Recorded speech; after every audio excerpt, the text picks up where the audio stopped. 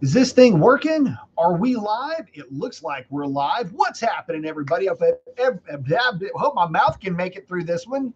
Already failing. God, talk about stumbling out of the blocks. Hope everybody's having a fantastic, whatever day you're watching this. If this is your first time watching the show, welcome. This is my little slice of the YouTubes. We talk primarily about car, motorcycle related stuff. But you never really know what's going to pop up. And the live show is my opportunity to interact directly with you guys. Gives me a chance to work through some standalone videos that maybe didn't really get a chance to gel in the whole, putting together of a video. Sometimes topics just work better as a live show. So that's what we're up to tonight. I'm going to be talking about some stuff that I haven't talked about in a while, and that's some Mopar news, at least Mopar news for me, potentially, maybe, or maybe not. You got to stick around to find out. Also want to get you guys some updates as far as where the Gixxer Thou is and its whole transformation into a bike with a tune and an exhaust and everything else. Updates on the 636. I think I have worn that topic clean out, but I know a lot of you guys that may end up watching this show, y'all like the 636 content. So I am definitely going to keep bringing that to you, although we are still waiting on an exhaust to show up. But we do have the velocity stacks are here. The exhaust gaskets are here. And if the weather keeps acting like an ass, what I may end up doing is just going ahead and pulling that bike apart, getting it ready for the exhaust. We may, get the stock exhaust off of it, get the bike basically ready, pull the tank off, and get the velocity stacks in, the filter in, and all that good stuff. So that will probably be coming up. Again, the weather's been kind of weird. And so just when you think it ain't going to rain, it rains a lot. So I don't know. Go figure. But in talking about what we were going to talk about, Sam Gable's right in. What's up, G? What are you doing? First up, I like it. Hey, so talking about trucks tonight, of all things, I know that the thumbnail is the normal frog, but the thing is that I've been kind of snooping around Dodge dealerships lately. And I want to talk a little bit about a truck that I kind of fell in love with, but unfortunately, it looks like we may not be able to make a deal work. So hold up, pause. Watching Corvette videos, and now I'm getting ads for New Balance. Funny you should say that, my friend. Let me introduce you to my New Balance. Now, the interesting thing about this, and if you guys don't know, I can be a little bit of a cheapskate. This is the left shoe. My right shoe is pretty much held together with shoe goo. And if you don't know what shoe goo is, this is shoe goo. Now, if you've got two things that you need to be together and you never want them to never be apart again, shoe goo. This is the equivalent of like model glue, like plastic model glue for stuff, right? And anyway, when I was a kid, you blew out your shoes, you shoe gooed them, you got new shoes. So anyway, those New Balances I was just showing you, they are, let me think, they are 11 years old. So yes, definitely rocking those still. But anyway, getting back to the truck thing, one of the kind of crazy things is, hold on, I got a trash bag that's coming unhinged over here. Hang on. I'm just going to do this. One of the crazy things about trucks these days, you use them for work. A lot of people use them just as transportation, right? But the problem is that they are obnoxiously expensive. But in some cases, they might be worth the expense.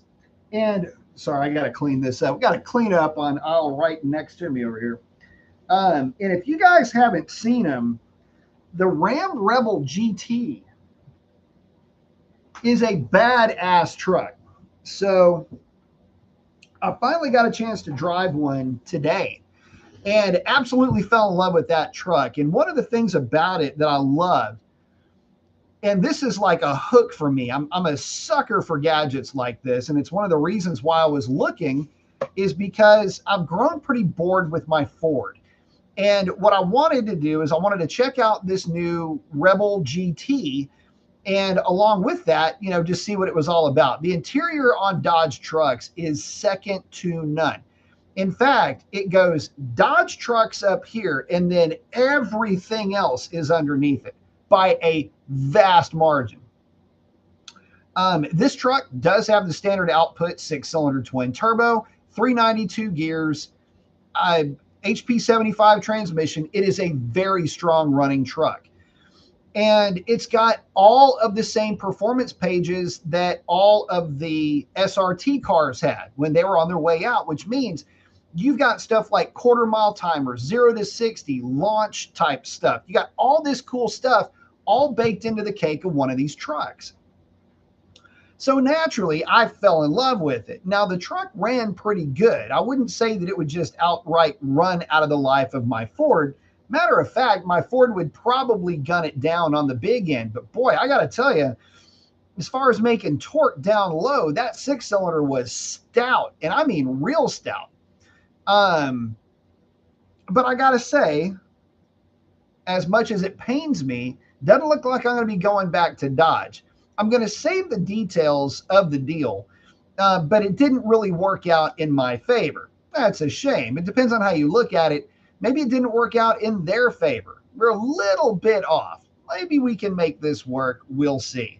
I don't know if a couple of $1,000s to a dealership is all that much, but it certainly is a lot to me. And it might be something that's worth considering, especially since the guy tried to pull a fast one on yours truly. And let me tell you how well that went over. Sometimes the silent ones are the ones that go elsewhere and buy elsewhere and just take it in for accessories. But you get the idea. So, Sam's saying ran from Dodge Ram trucks this year after running for 10 years, made the switch to GMC. Also saying fell in love with the GMC. Man, I got to say,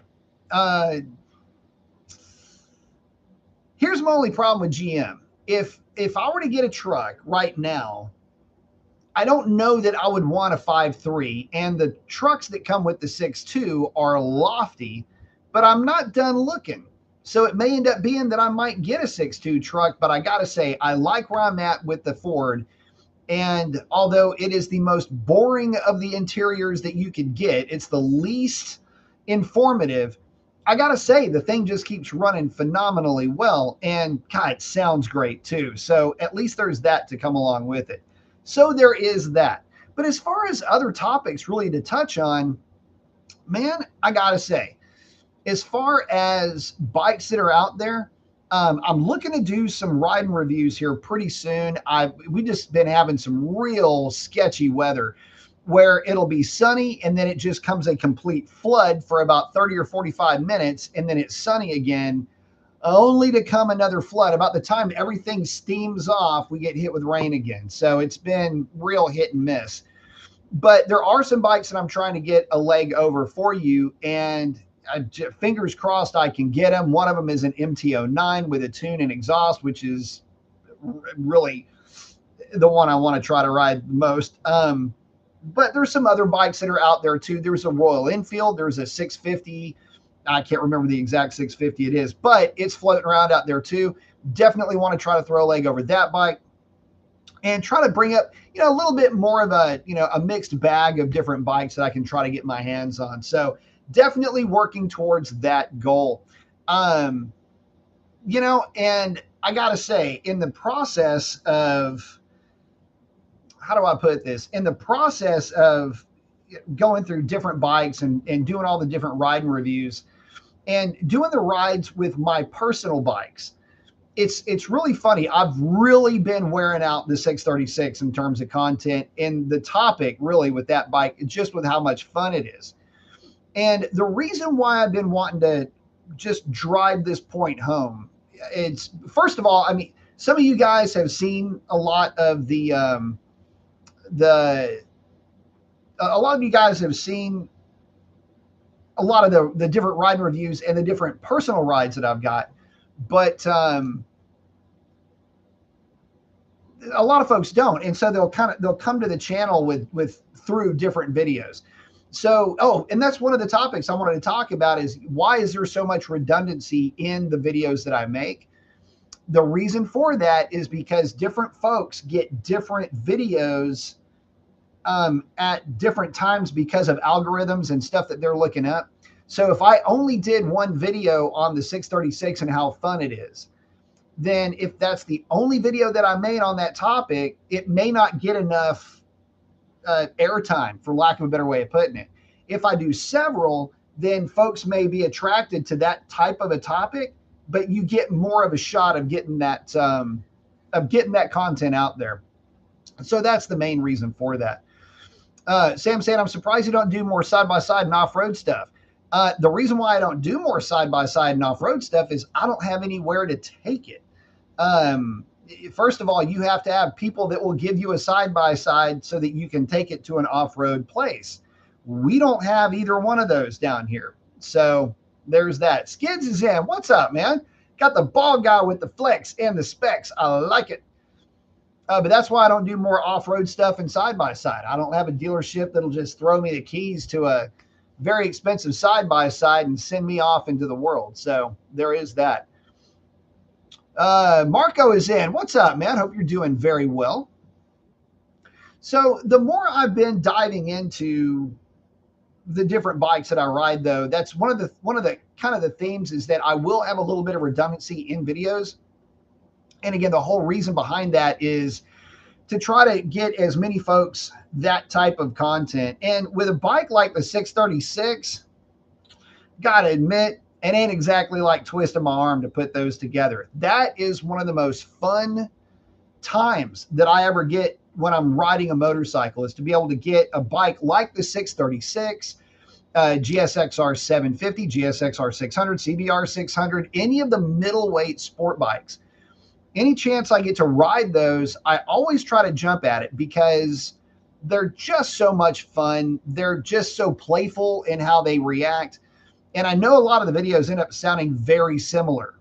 And it's like, okay, here he goes again, middleweight fun. I get all that. Trust me, I do. But damn, I'm just having so much fun with them. I can't help but try to spread the love, right? But it's not like other bikes aren't fun. Matter of fact, I've been running across some bikes that have been a lot more fun than I ever thought that they would be. And so I just don't know how to replicate that.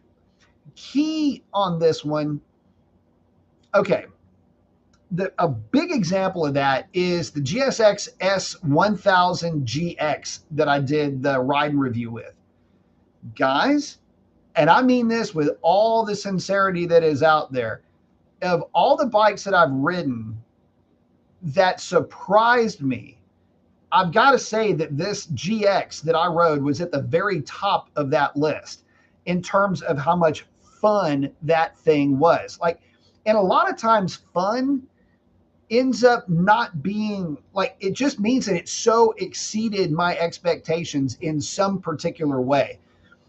Now, I'm never going to say that a bike is boring, but I've ridden some boring bikes. And a lot of the times I don't like saying that a bike is boring because people get pretty, I mean, they take motorcycles very personally, which you should, but I don't want to offend anybody.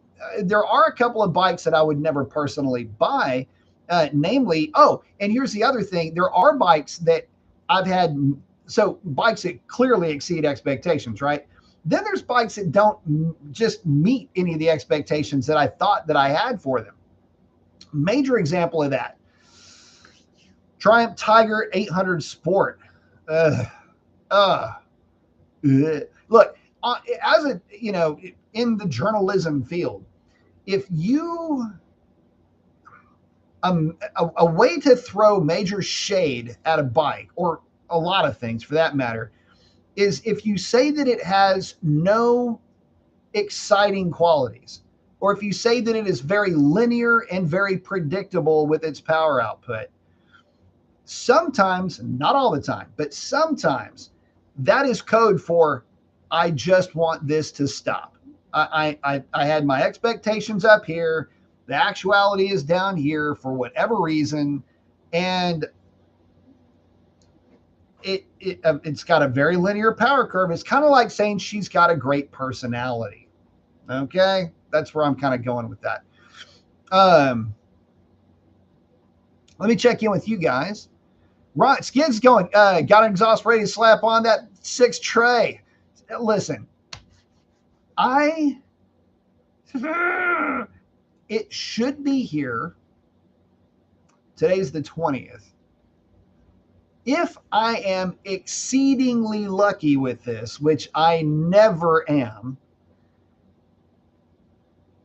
it might be here. It might be here by the 4th of October. I've got at least another 2 weeks. At least. Okay, I'll tell you what. I'll take it a step further. It probably won't be here. I'm hoping it's here by the 11th of October. Because here's the thing.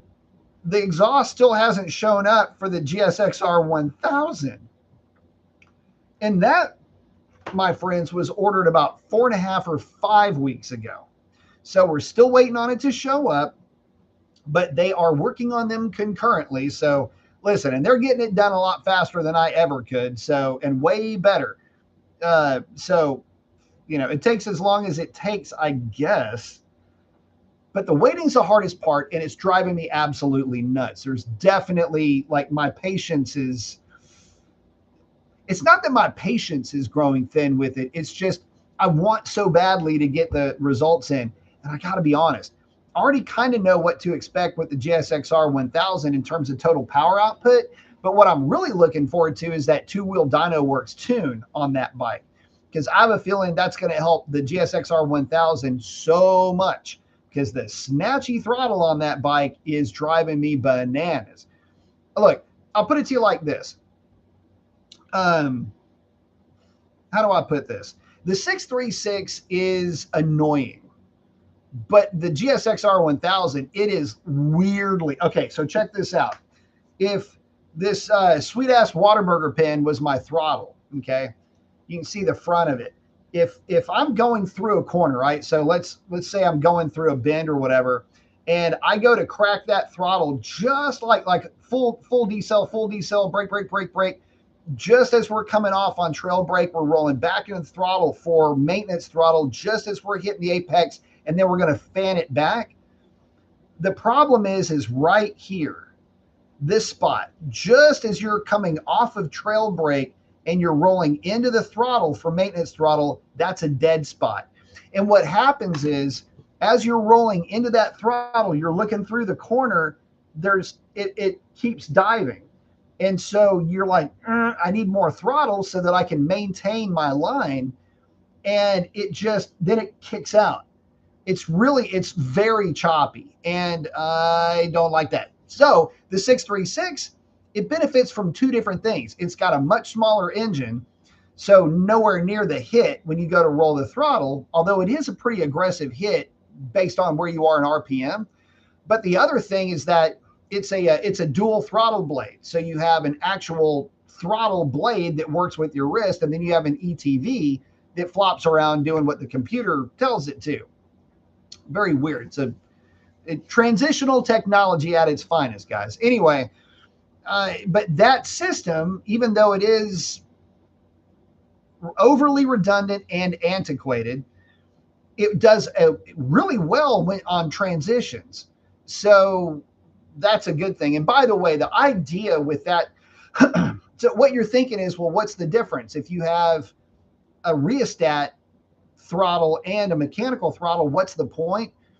The reasoning behind it is because it's still an ETV. It's just that you have a mechanical shutoff valve with your throttle. If you've ever wondered why that's still employed, it's looked upon as a safety feature, so that if your ETVs for whatever reason hung open, you could always just snap shut the throttle and it'll chop airflow to the engine.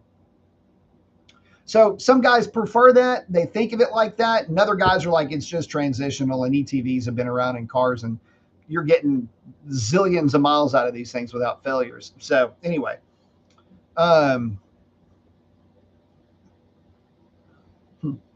Sam saying, I find the bed sizes on GM trucks fascinating. Short bed on 1500s is 510. That is weird.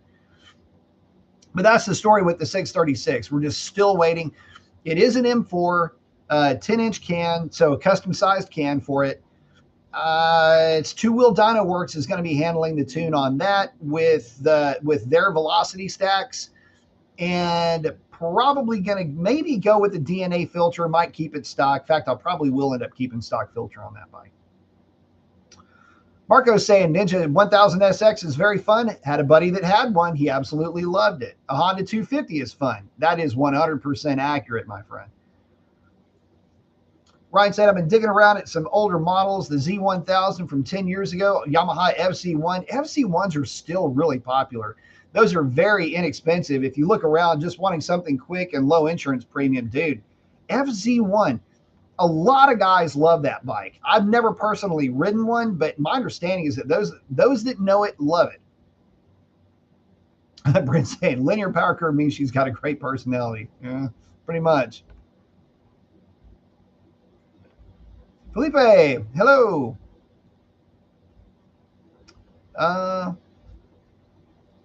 Felipe saying, question for everyone. I just came home from the dealership, saw a 15 S1000R that I'm thinking of getting.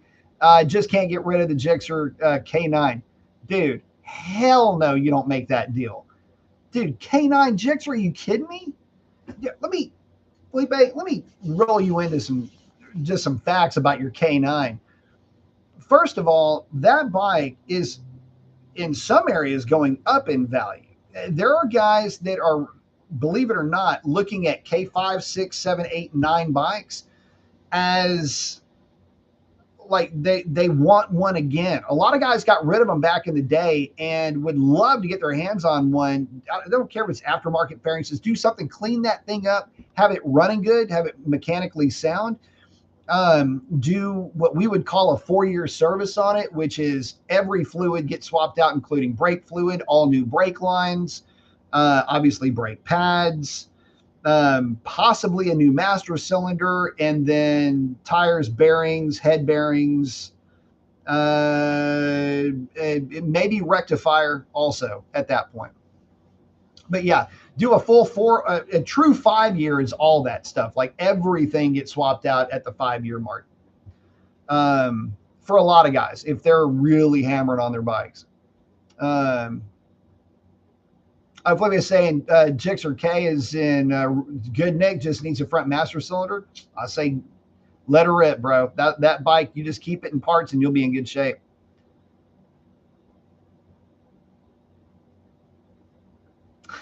Big eyes and empty wallets, dude. That's me right now.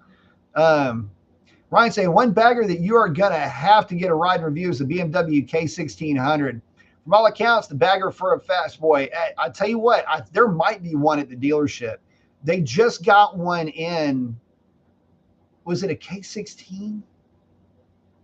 Shit. What is it? I got to see. It's not even, I don't think it's on the website yet. I just need, well, I'll be by there on Tuesday either way, so I'll check it out. If it's there, I am going to be riding that bike because, yes, indeed, that is supposed to be a badass bike. And for us guys that can't seem to do anything without, the sport bike guys that don't really have the want for a cruiser, bikes like that can be a lot of fun. Ryan saying $150 to $60 from the factory. That's a bike.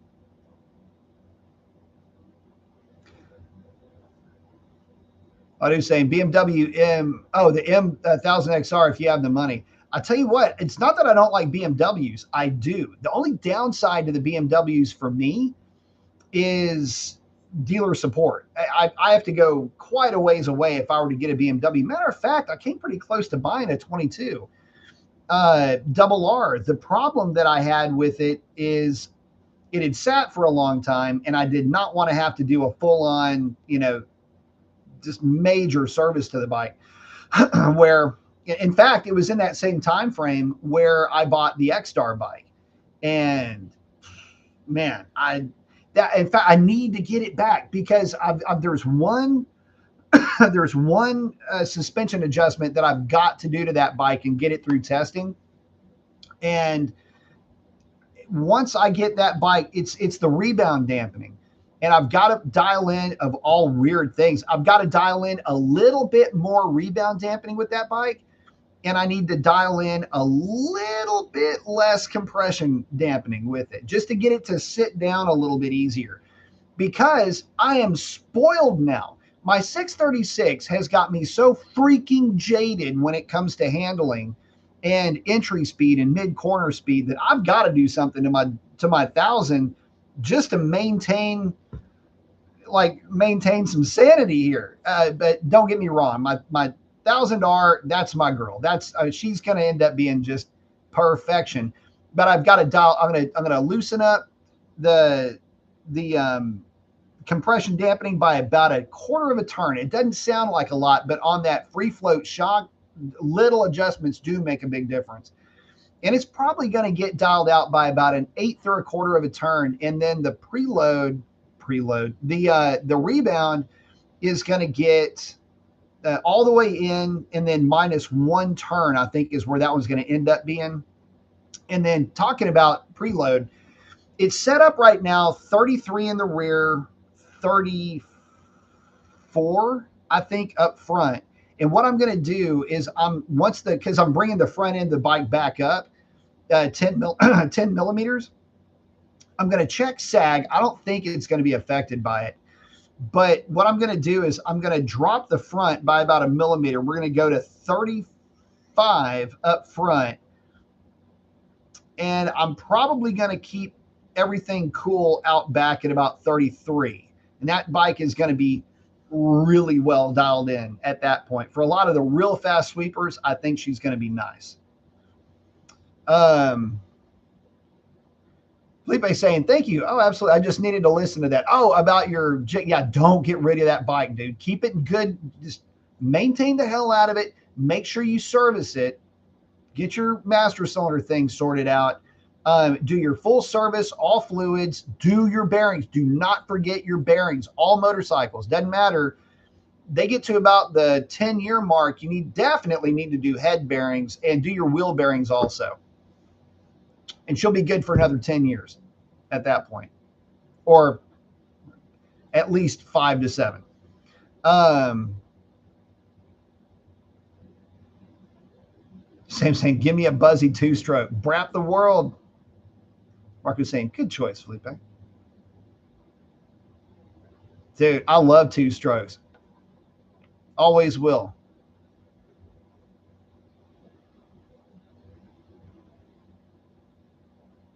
Oh, Ledoux saying, Buddy blew up his HP4 in a long top speed race against my ZX10 under warranty. That's good that they replaced it. Oh, Felipe saying, hey, I noticed you have a cycling. Oh, yeah, the Olmo in the background and a guitar case too. You took all my hobbies. I suck at, I don't play guitar. That was my dad's guitar, and I basically kind of restored it. It's a Yamaha Red Label. I don't know if that means anything to you, but it's a really cool acoustic guitar if you're into guitars. I don't play guitar. I can strum and make noise with it that's not absolutely horrible on your ears, but that is I can't play songs or anything like that. And then that is it's an Olmo. That is a steel frame from the early 80s. Giuseppe Doug is the signatures on it. But if you look up Olmo steel frame bicycle vintage early 80s, that'll tell you exactly what that one is. And here's the funny thing. Apparently, it's extremely valuable as far as bicycles go.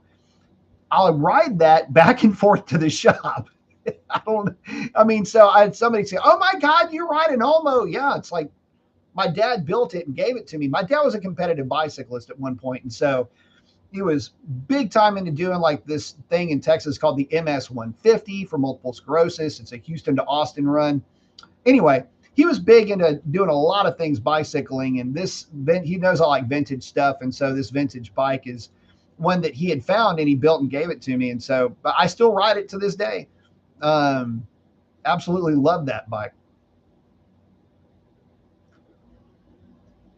Sam saying he loves the smell of a 2-stroke. Oh, Felipe is saying head bearings are done. Good man. Good man. By the way, the head bearing thing, I bring it up because that's something that is very often overlooked. And it causes a lot of problems for guys. And so I always say, man, you got to stay on top of this kind of stuff. It's very important that those maintenance items, it's not really maintenance. It's just, I mean, it's maintenance in the definition of the term, but it's literally like the care and feeding of your motorcycle. You don't want to think of it like maintenance. These are things that the machine needs to survive and to keep you safe. Oh, and who's saying I have my KTM 300 two-stroke for a couple of years, fun for twisties. Oh, hell yeah. But no, good deal. Oh, Ryan's found a Honda VFR 800. Oh, dude, listen. So when I was a kid, let me pull this up. Let me show you what Ryan's talking about. Let me get a VFR pulled up. When I was a kid, I thought, and I mean this with all sincerity, when I was a kid, I thought the VFR 800. Let me pull up an actual 800 here. Pull up an 02. So I thought the VFR 800 was the ultimate, the best ever bike ever. And the reason for that, I mean, just look at the thing, right? Single-sided swing arm, V4, 800 cc's. There's very little that sounds as good as a V bike. But it would do everything. The guys would put the luggage on the back of them. You could use them as a sport touring bike. I mean, just look at the rider triangle on that thing. I mean, it's comfortable. It does everything. It's a very good do everything bike. You know what? There was another one. What the hell was it? RF something? Hang on. I'm going to think about this. I'll just be talking about something else that's going to dawn on me. Suzuki had one of these types of bikes too. Not a V bike, a V configuration engine. Oh, what was it? Not banned or anything like that. Anyways, a fully fared bike. It had the little compartments in the front. Anyway, I thought these types of bikes were really cool back then. Great looking bike, and they have a cult following. And let me tell you something else about these things. They run forever. Do valve adjustments, oil changes, and do your fluid changes when you're supposed to. And these bikes last into forever. They're just that good of a bike. So yeah, definitely cool. I was asking, have you ever used Scott's or a GPR? No, don't know what those are. Felipe said, okay, I'm booking the damn thing to get a new master cylinder. Stainless steel lines, good call. New disc, good call. Brake calipers, good call. The whole thing, very good job, sir. Brake stuff saying, I still want a 9093 VFR. They're awesome bikes, dude.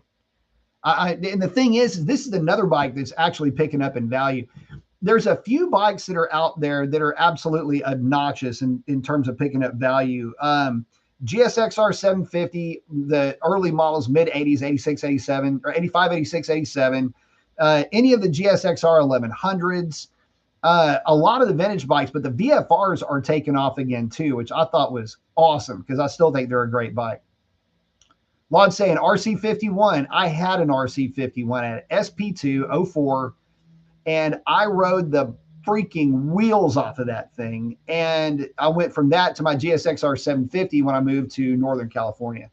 Dumb move on my part, only because I should have kept the RC51 and moved forward with the 750, but got a good deal, so I made the swap. But of the bikes that I've owned, of the vehicles that I've owned, the RC51 is the bike that I would love to have back. Not because it was fast, because it's not because it handles well, because it does, but it doesn't.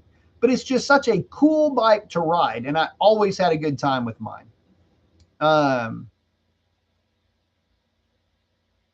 Ryan says it's probably what I should have bought instead of the SS 950. RF 900. Yes.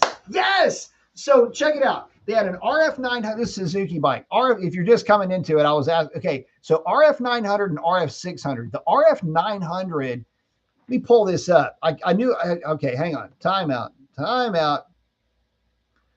This is one of the bikes that I always thought, there it is, my dude. Okay.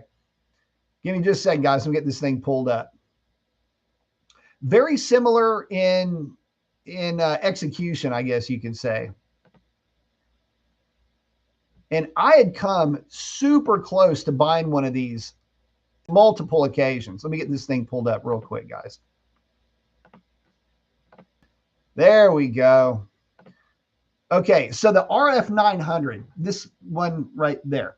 Okay, so it's cool as hell because I don't really have a good picture pulled up, but on the left-hand side of this thing, it had this little cubby hole. Like you could keep papers and, like your just stuff.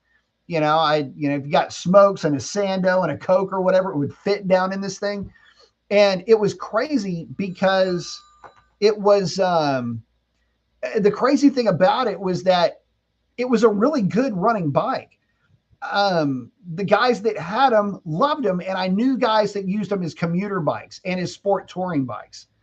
So yeah, definitely fun in terms of, one of those bikes that I feel like, crap, I should have got that. And it was literally this red one that we're looking at right here that I would have bought. That's the one that I would have been sitting on.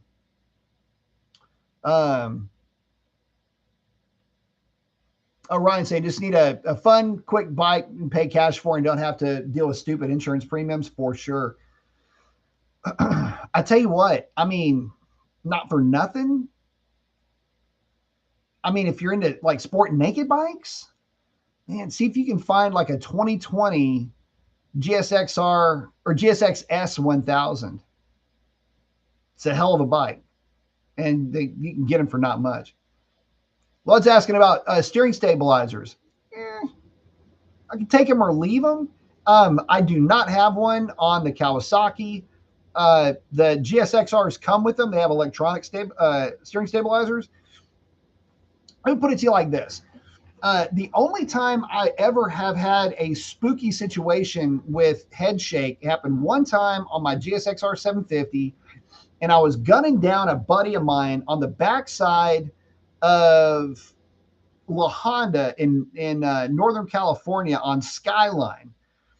And there's a part that, let me get out of this quick. There's a part that you're coming down the backside of Skyline and it veers over to the right and then keeps dropping down the mountain. And there's a tree that's right there, right there. So anyway, it's a ways down though. And I'm coming down this mountain, part of the mountains, wide open. And it was in the middle of like the top of fifth gear at about 130 miles an hour. It just went into a violent head shake. And I think it was partially my fault because I was too tight on the grips. Anyway, it might have been something in the road, pissed it off, and it just went brrr, and it starts going nuts. Now, I don't really get spooked by head shakers. Anything, it's a lot of times like when I'm riding, you'll see the bike shake around a little bit. For me, that's just part of riding a bike. But if you ever notice, I don't really grip the handlebars very tightly. And if you ever watch me in some of my ride-along videos, you'll notice that when I go to wide open throttle, it's just the knuckles of my hand are holding the throttle open. I'm barely even touching the bars, just enough to guide everything. That's it. Well, the thing is that the crazy head slapper or tank slapper head shake, and I'm heading right for the tree, and it'll calm down. I'm just sitting there like this on the bike, letting it go crazy. Finally, I just started kind of leaning it like with my ass, and it's shake, and it'll start to move over, and then it immediately stopped, and I was 2 downshifts and then had to keep catching my buddy. So, but that was a situation where I couldn't power out of it. It was just, this thing's going to have to chill out. The bike never did it again. Nobody else had an issue, and it's just a weird thing. So if the question is, what do I think about them? I'm not going to put one on the 636. It didn't really feel like it needs one. And the only time I've run into an issue, again, with just one time, and I think that was really more my fault. Oh, Ryan saying the Harley's insurance are dirt cheap. Cracks me up. Both Street Glide and Bob insurance are about nothing. I know, right? Lanu saying about the RC51, I like the look of their side radiators. Oh, yeah. Those were cool. One of the only thing, the weird thing about that, though, is when the fans would kick on, just sitting on the bike, the fans would kick on and just heat would come up from both sides of that bike. Felipe saying RF 900s were heavy but reliable as a tank. They were a little bit heavy, but they were just cool bikes for the time. So you got to remember, okay, so we're talking about the VFR and the RF. The thing is at that time, how do you say it? Okay, so you were going from pure sport bikes. So the GSXR 750 and anything that would have come along with it, by the early 90s, it's kind of a weird thing had happened. You had guys that had started off with all of their universal Japanese motorcycles before that. There was no sport bike before that. I mean, yeah, you had your Triumph Bonnevilles and you had your Kawasaki Z1s and GS 1100s, but those weren't fully fared motorcycles that did whatever, race bike stuff. It was a very unique period back then because the sport bike was ever evolving. And as it did with cars, the sport bike started to evolve from muscle bike, if you will, like GS 1100, into more of a sport touring, like the Malaise era type cars from back in the day, like one of the like a Mercury Cougar, for example. It was a sports car and then it got to not a sports car anymore. Same idea, right? So, but guys still wanted something fast and sporty. They wanted a fairing to, be out of the wind, but they wanted something more practical. And the early 90s brought in a lot of practicality, value-priced, value-oriented mentality. You got to remember the economy wasn't all that great, and it was just kind of back then. And so, you still had big time power, like sport bikes, powerful sport bikes. But as things started to evolve, right in that weird window, you had bikes really take off, like the VFR and the RF, where they weren't outright sport bikes at all. But this is where that sport touring thing really started to shine. And so that's why so many people gravitated towards it. And through that period, you also started to have fuel injected bikes start to get kind of smattered in there as well. It became more the norm, to where by the end of the 90s decade, a lot of the bikes were all fuel injected at that point. Coming into the early 2000s, pretty much everything was. But it was not that long ago when you talk about like timeline, where that genre, the VFR 800, the RF 900, how those kinds of bikes, and you can kind of see it a little bit in the DNA. If I pull up the RF 900, it's going to be kind of hard to, this won't make any real sense, but there is the very beginnings. Let me pull up that image right here. And it was at the very beginnings of this particular bike I'm looking at right here, the big picture here, where you would start to see, okay, it's a little bit lower, sits a little bit lower, maybe a little bit longer. You can almost see the great grandfather of the Hayabusa, coming at you here. Yeah, this is the type of bike that would kind of tiptoe in that hyper sports or major type of sport touring bike. The Concourse, Kawasaki Concourse, is another one that you would be drawn to. Just a lot of different quirky sport utility sport bikes, almost, if you want to think of them that way. But anyway, getting back to you guys. Felipe's got to check out. Thank you for coming by, man. I appreciate it. Oh, Ryan, GSXS 750? Dude, listen, if you can find one that's still held over at a dealership, bro, trust me, you can get that thing. You can get that thing for a song. And I mean, it's weird because the GSX-S 750, that's a bike that is suffering from spec sheet-itis. I don't really know how to put it, but if you look at the spec sheet on a GSX-S 750, it doesn't have the attention grabbing specifications. You know, I'm going to say it's 120 horsepower because I can't remember the actual number, but it's somewhere around that number. It's 465 pounds. So it doesn't have the makings of an outright sporty machine. The problem, though, is that you're overlooking some things here that the spec sheet won't show you. The first thing on that is that is the old school big bore GSX-R 750 engine in that thing. And that's already coming from a cool place. The second thing is that, again, remember, we don't ride spec sheets. And the riding experience of that bike is far more interesting. It's far more fun than the spec sheet would ever lead you to believe. That's why when, I'm looking at the specs on that bike, they are all but identical. I mean, they're just so close, it's not even worth trying to split hairs over. For the new CF Moto 750 SS, about the same weight, about the same power. I mean, look, and about the same price, honestly. Brake stuff. Got a 2000 Concourse. I love it. At everything surprisingly nimble and quick.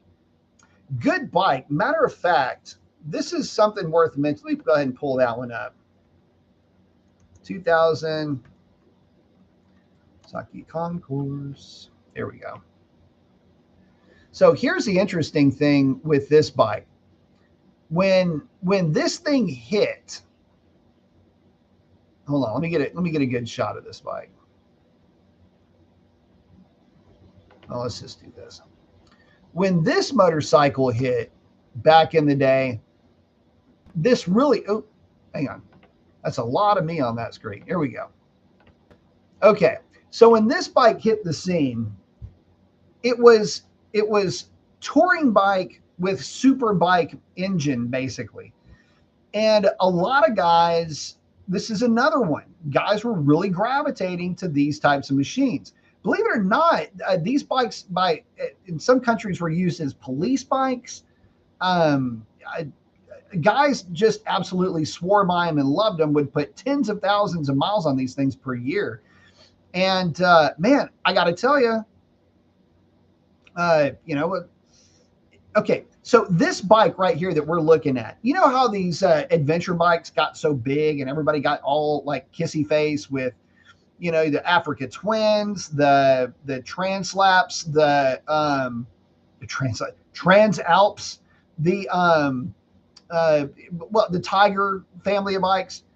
This right here is the sport bike equivalent for that. And if you look very closely at the riding position, at the way that the windscreen is put together, the way that this bike's the whole rider triangle is put together, it looks a lot like the GT variants of all of the different what we call sport utility bikes down here, but the sport adventure bikes. When they go ahead and take off all of the off-roady stuff and put a bunch of roady stuff on the bike, they're trying to be the 2000 Kawasaki Concourse. A good example of that is right now one of my latest favorite bikes, which was the GSX S1000GX, which is basically doing everything it can to be a modern representation of this bike. And I fell in love with that thing. It's funny too, because you get a chance to do riding reviews and ride all these different bikes. I'm in a very unique and blessed position with that. The other thing that comes with it, though, is a major appreciation for all different kinds of bikes. I am no way, shape, and form a guy that's going to say, oh, it's more powerful, so it's better, or it handles better, so it's better, or whatever. I'm in a cool place where I've got enough experience with a lot of different bikes where I pick up on a lot of different nuances for these things. And I can tell you right now, if Kawasaki were to release this bike right now with modern tech, it would redefine and reset what a sport utility or a sport touring bike really should be.